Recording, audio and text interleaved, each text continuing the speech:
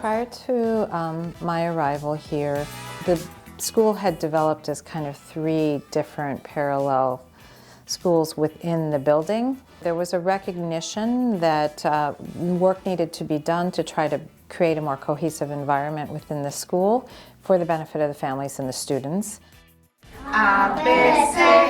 The other challenge that had been identified was that students were arriving in kindergarten showing readiness in the literacy assessments at kindergarten at only a rate of about 27% on average. So that's an unacceptable level.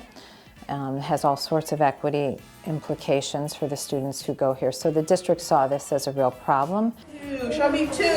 In my first year, a lot of it was just coming in and trying to examine the practices, build up anything where I saw immediate need, but spending the year working to build the leadership teams, to analyze our data, analyze what was going on at the school, identify challenges, and to develop a strategic plan to meet those challenges with the hope of achieving improved outcomes for students, which we were able to do, I'm proud to say.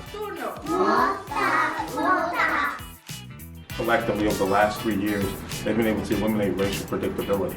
We know in the culture of K-12, the achievement gap is prevalent throughout.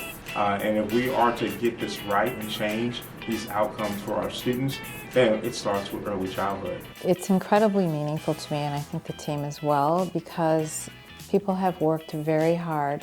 Change is hard. People had to change practice, learn to collaborate, become more intentional about the way they handled assessment and monitoring for growth, and then data-driven planning for instruction. These are all muscles that we had to build together. I hope that the children who leave here will go on to school and be successful, bring success to their families, and help support their communities moving forward.